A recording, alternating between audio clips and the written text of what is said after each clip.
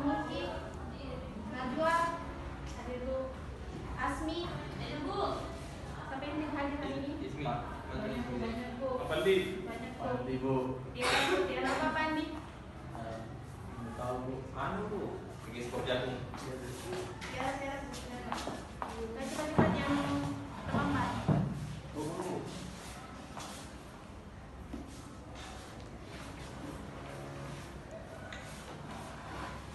Oke, ada yang tahu minggu lalu kita belajar tentang apa?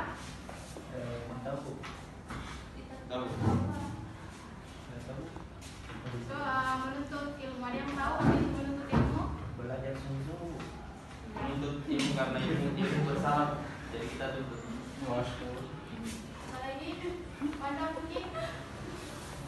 Ada Bu, ilmu itu segala bentuk pengetahuan. Wah.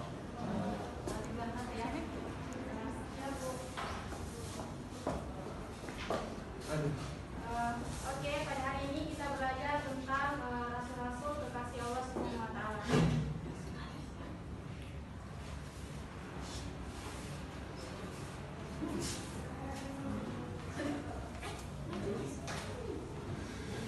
Pengertian iman kepada rasul-rasul Allah Subhanahu wa taala. Iman kepada rasul berarti meyakini bahwa rasul itu benar-benar utusan Allah yang ditugaskan untuk membimbing umatnya ke jalan yang benar agar selamat dunia dan akhirat. Beriman kepada rasul-rasul Allah yaitu terdapat pada rukun iman yang keberapa? Ada yang tahu di sini? Kedua, ketiga, apa? Kedua. Tiga. Tentang Ganjar yang ketiga. Allah, malaikat Rasul. Oh iya. Baru kita. Selanjutnya yaitu sifat Rasul Allah Subhanahu wa taala. Sifat wajib yaitu terdapat 4. Yang pertama al-sidiq. Al-sidiq yaitu Rasul selalu benar, yang dimana apa yang dikatakan Rasul selalu benar dan tidak berbohong. Apa yang dikatakan Nabi Ibrahim AS kepada bapaknya adalah perkataan yang benar. Yang disembah oleh bapaknya adalah sesuatu yang tidak memberi manfaat dan mudarat atau dauhiyah. Yang kedua, al-akan kepada umatnya. Yang keempat, al-fatana, yang dimana fatana yaitu Rasul memiliki kecerdasan yang tinggi. Ketika terjadi perselisihan antara kelompok kabilah, maka setiap kelompok memaksakan kehendak untuk meletakkan al-hajar aswad atau batu hitam di atas Ka'bah Rasulullah SAW.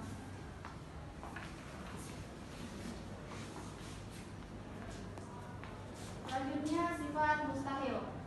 Sifat mustahil terbagi menjadi 4. Yang pertama al-ghid. Al-ghid yaitu mustahil Rasul itu bohong atau dusta. Semua perkataan dan perbuatan Rasul tidak pernah berbohong atau dusta kepada umatnya. Yang kedua al-khianah yaitu mustahil Rasul itu berkhianat. Apa yang diamanatkan kepada dia selalu laksanakan. Yang ketiga itu al-kitman yaitu mustahil Rasul menyembunyikan kebenaran. Setiap firman Allah yang diterima dari Allah Subhanahu wa taala pasti menyampaikan kepada umatnya dan tidak pernah melebih-lebihkan. Yang keempat al-barada yaitu mustahil Rasul itu bodoh. Meskipun Rasulullah Shallallahu Alaihi Wasallam bisa membaca dan menulis, tapi dia pandai dalam memahami apa yang telah diberikan atau disampaikan kepada malaikat Jibril.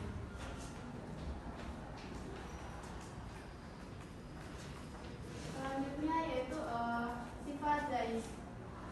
Sifat jais yaitu Rasul sifat kemanusiaan yaitu al-nur basyariyah, yang artinya Rasul memiliki sifat-sifat sebagaimana manusia biasa, seperti rasa lapar, haus, tidur, sedih, senang dan berkeluarga.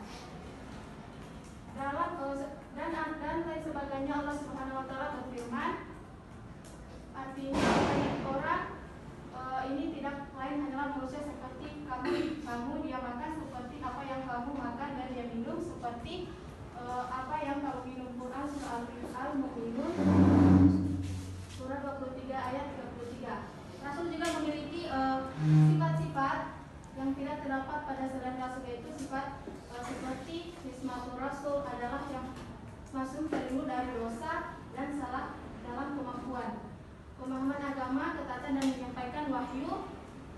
Allah Subhanahu wa taala itu seorang rasul selalu siaga dalam menghadapi tantangan dan tugas apapun. Yang kedua, al-rasul adalah orang-orang selalu komitmen dengan apapun yang diajarkan. Mereka bekerja dan berdakwah sesuai dengan arahan Allah Subhanahu wa taala.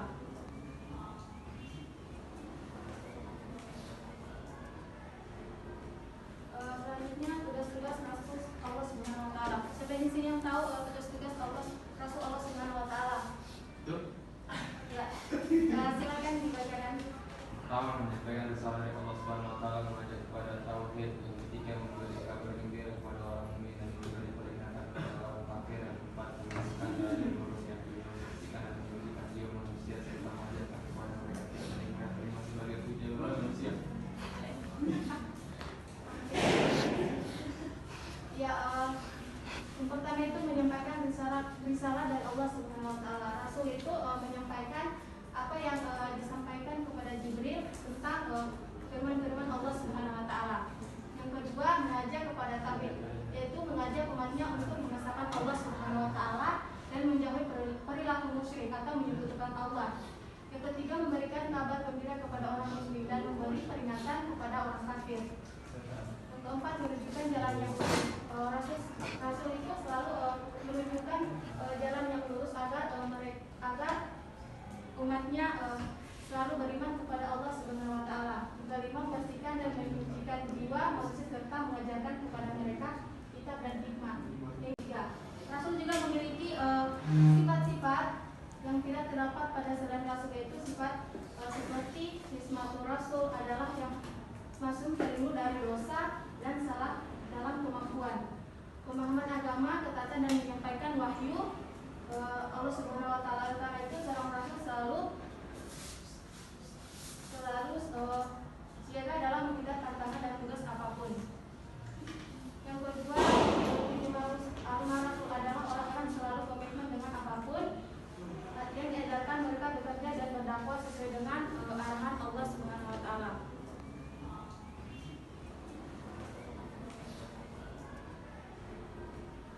Selanjutnya tugas-tugas Rasul Allah Subhanahu wa taala. Siapa di sini yang tahu tugas-tugas Rasul Allah Subhanahu wa taala?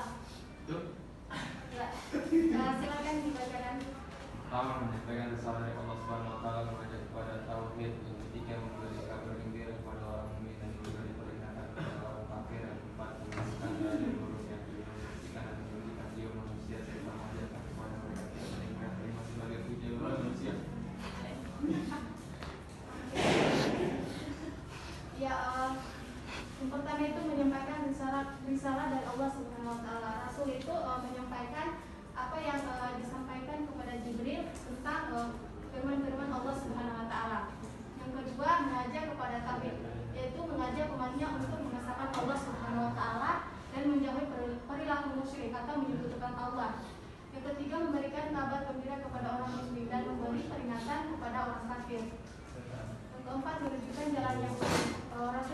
Rasul itu selalu menunjukkan jalan yang lurus agar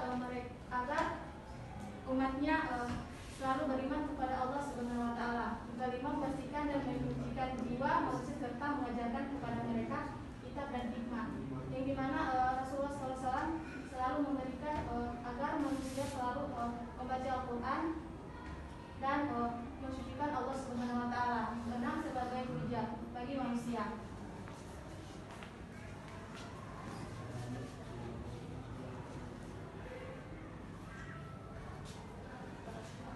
Selanjutnya, hikmah beriman kepada Rasul Allah Subhanahu wa taala. Pentingnya orang Islam beriman kepada Rasul Allah bukan tanpa alasan selain karena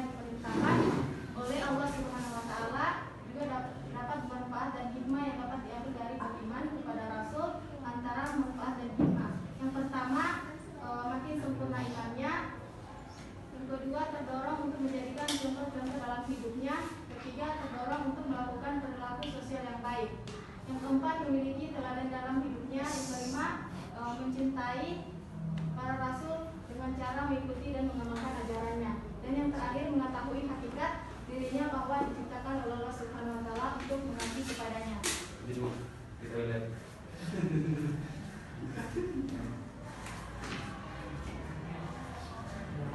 Mungkin itu saja dari Ibu. Selanjutnya Ibu akan bagi kelompok.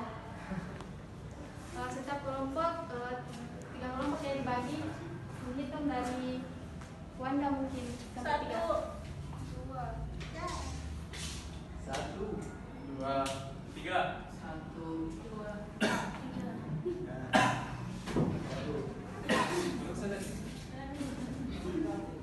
Ya, kelompoknya dibentuk.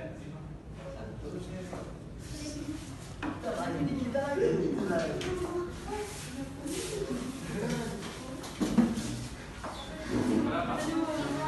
1.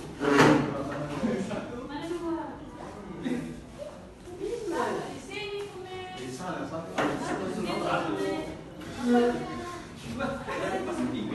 Ada 3.